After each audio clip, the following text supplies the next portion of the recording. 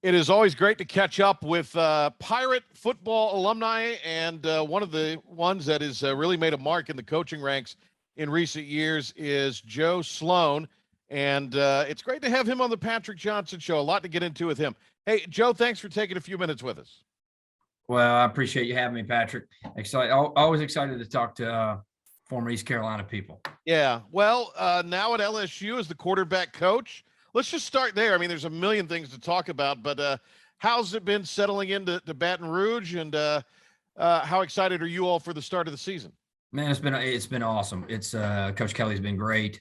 This is my first time working for somebody other than Skip. So it's been, but it's been great. He's been great to me, great to my family. We're excited to beat LSU. Being in Louisiana now for a while, Yeah. It's a pretty special place, and playing in the SEC, having the opportunity to coach in the SEC and be around these guys, and just at the level at which he runs the program and the competition we're going against, it's been awesome. He's put together an unbelievable staff. Just a new opportunity to learn and get better and be a part of something special. So it's definitely been fun. How did the opportunity come about? Because you were kind of a Skip Holtz guy. Obviously, the situation at Louisiana Tech came to an end, so you needed to kind of move on in your career. But how did the connection to wind up at LSU and with Brian Kelly specifically happen? Yeah, definitely. Just with some different relationships that I built with some people who had been, worked with us at Tech actually, and then just some other people around the profession, got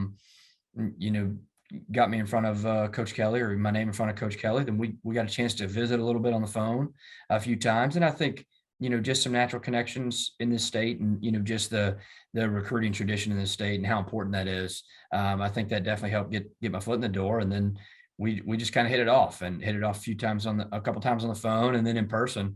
And it really took off from there, but it's been great.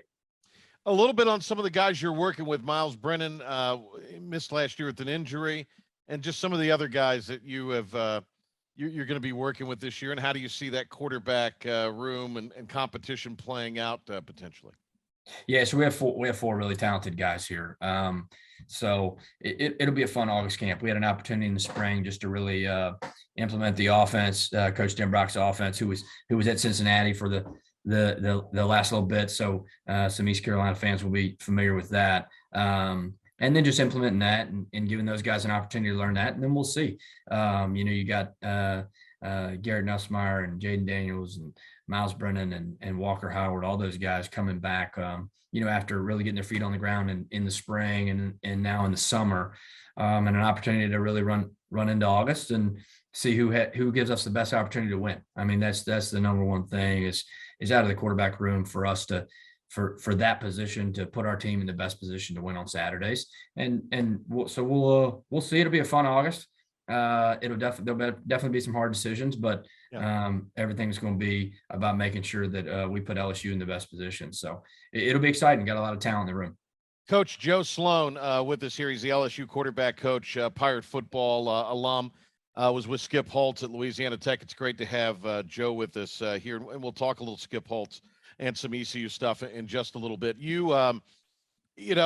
All this off the field stuff is what everybody loves to talk about now. Now we're finally getting into some football, but when you have a room that's that talented, you have guys that are at the position you coach, who are alphas, who are big personalities. I mean, that competition, they thrive on it. Let's face it, it's healthy. So I think it's simplistic to say, well, whoever doesn't pan out or is not named the starter is going to just go ahead and get into the portal. But you have all these other things going on: NIL, portal, transfer a little more easily. I mean, it's a unique experience now, particularly at that position, I have to imagine.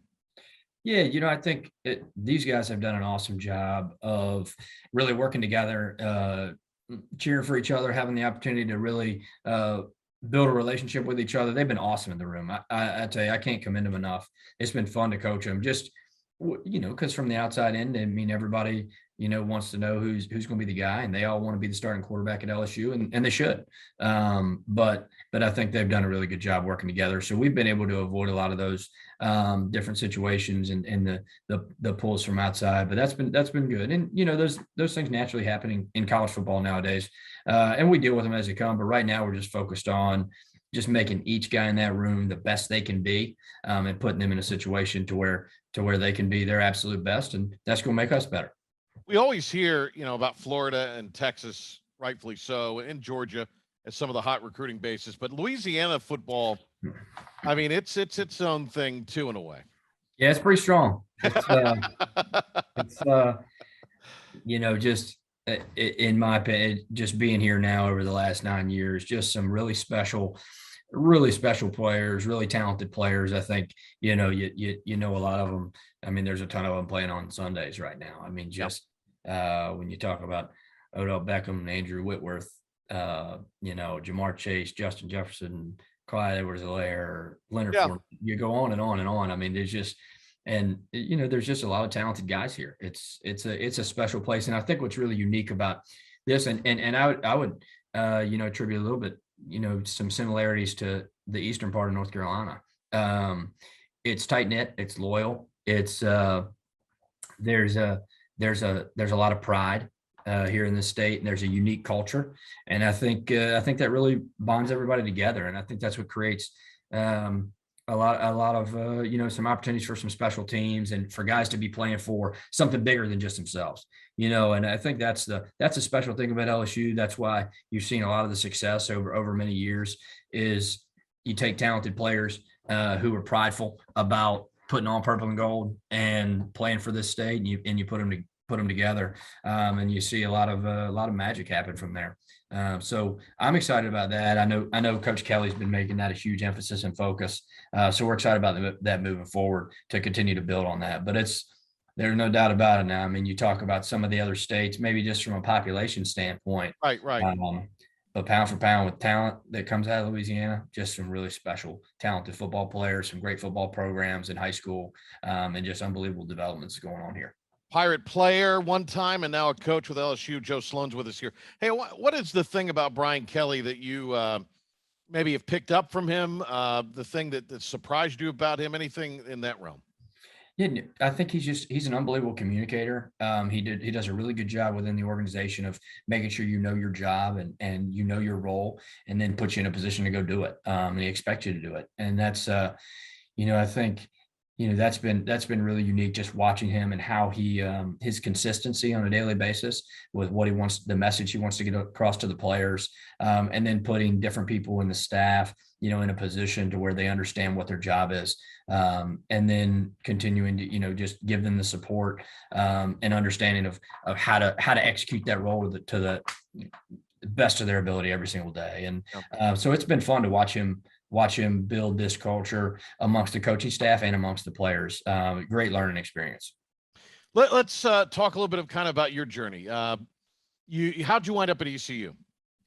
So my dad went to East Carolina. We grew up Pirate fans, from coming up watching Jeff Blake, Marcus Crandall, David Garrard, Larry Shannon. I mean, you go. I still remember coming to games my whole life. So we have been coming to Greenville forever.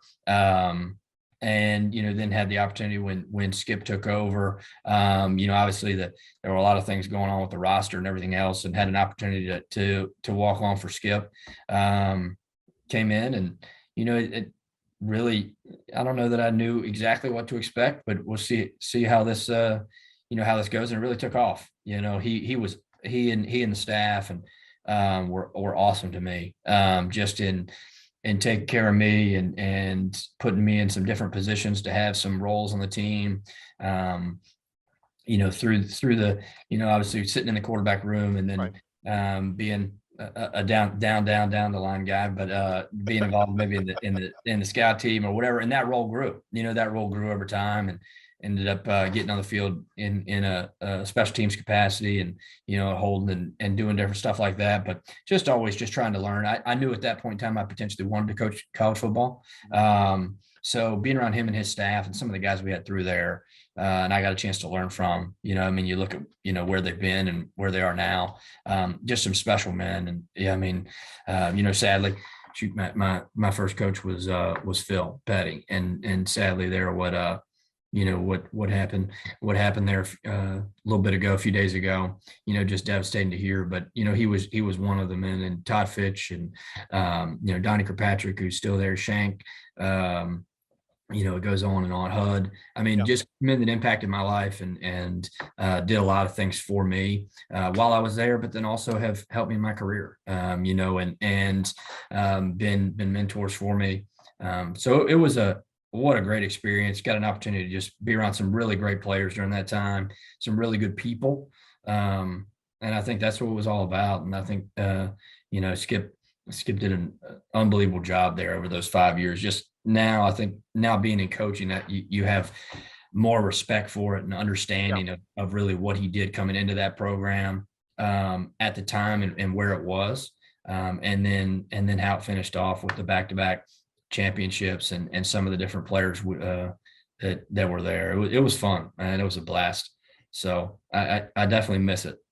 You mentioned Phil Petty, and obviously that's a tragedy. A lot of people in Pirate Nation, but also Gamecock fans, and just people who were involved in college football and knew Coach Petty and knew Phil personally.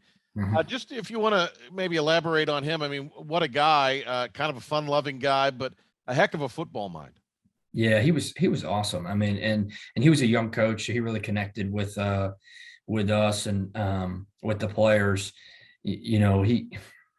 He always had a smile on his face. He always was upbeat.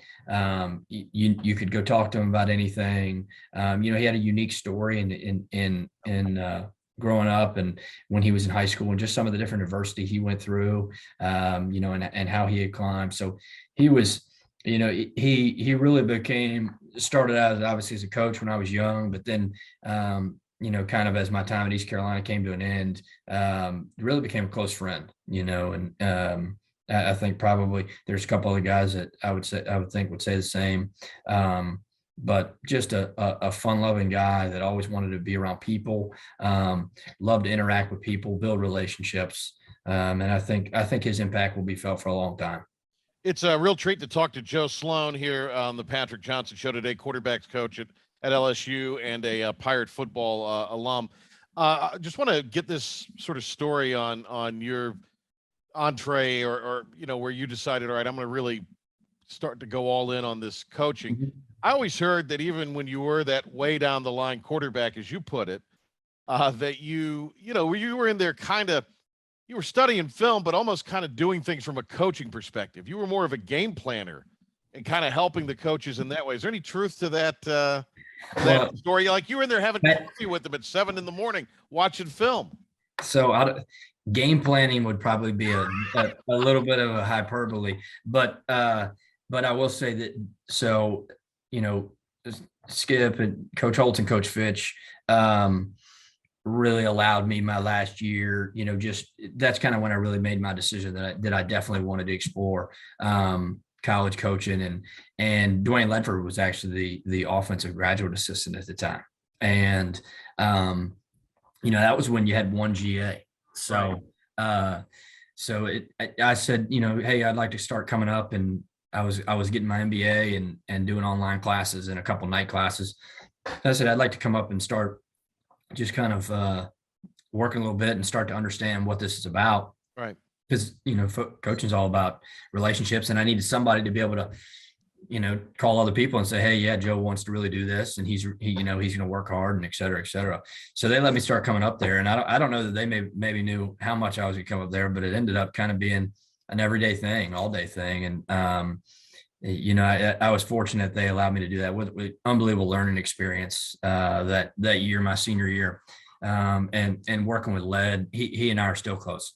We talk pretty consistently. So he's gone on and done unbelievable things, but got an opportunity to learn from him and just be around and, work closely with Coach Fitch. And then that kind of carried over South Florida, ended up then have an opportunity to go down there and be a GA. And then it all kind of came full circle when he came back down with us to Tech. So it was fun. It was a cool experience. But you start to really understand the game. It allowed me to really start to understand the game on a different level, and defenses and how we fit in and, what we were trying to attack. So it was fun. But I appreciate Coach Holtz for always giving me that opportunity, because a lot a lot of coaches wouldn't allow that. So he was great when it came to that. I always think when we talk about, great ECU coaches, I don't think Skip Holtz gets enough credit. It's kind of crazy because he won 2 championships, but there's a lot of longing for Ruffin McNeil, and those were some fun seasons, and Steve Logan, of course, for those that have been around, and others in the lore, and Mike Houston now. But I just don't think Skip gets enough credit for a lot of things. Skip was also a part of the community. I mean, they were really ingrained in the community. It was kind of cool seeing how this season played out for him, in the USFL. Did you get a chance to pay a whole lot of attention to it? I did. Yeah. So that was awesome. It was, and I'll speak back to that. I think he did it, with where the program was when he took it over, coming off 3 wins in 2 years, and the way he rebuilt the roster, the way he set and established the culture and got the community involved, and really, I thought, went back to what embodied East Carolina as a program, and that region, that part of the state, I think, which I think that's what ECU is all about. It's a chip on your shoulder place, and I think he really leaned back on that. He definitely did a lot at that time, and I mean, I can't say enough about. I grew up watching Steve Logan football teams, so yeah, that's obviously. And then Ruff actually hired me for a little bit, in recruiting before I went on with Skip. So I think all are special people and did a great job. But no, it was really cool to see Coach get the opportunity to lead the Stallions and do that in USFL in the inaugural season. And then, it was fun because the way they did the production, they did they had the mics everywhere, right? So you could hear all the stuff. Well, he was using a lot of the same terminology. So for me, it was fun because I'd sit there and we'd watch a game and I'd hear the play call and I'd know what was getting ready to happen. So it was definitely fun. I actually had an opportunity. So Trey got married in this summer, mm-hmm. and after that, after the wedding, my wife and I came down and went to Birmingham on the way back, and went to a game and hung out, and it was fun. We had a great time. I was so happy for him, just for what he was able to accomplish and how he was able to, go do something different. I mean, he'd been in college football his whole career and whole life, and then to go coach professionals and I think have that different approach. I definitely think it was a fun experience for him, but I was fired up. He got a chance to lift the trophy. I mean, that was really cool. It really was. Hey, Coach Sloan, great to talk to you. Really appreciate it. You're in the right colors, so can't root for Alabama. Can't root for Georgia because everybody wants the team that won it all to get knocked off. So we're going to root for LSU this year in Pirate Nation. Patrick, we appreciate that. But we'll always be rooting for you, and hope we can talk to you again very, very soon down the road. And good luck this year with everything going on at LSU. And we'll be watching you guys. Thanks so much, Patrick. Always following. We get a chance to come back over and go to the Outer Banks a lot, in the summer and all that. So definitely a special place there in Greenville and at East Carolina, and just what they're doing. I'm really excited to see what Coach Houston continues to build. He's doing a great job. Got some great people on that staff. So definitely root for those guys. Absolutely. Thanks a lot, Joe, for the time. Appreciate it. Thanks, Patrick.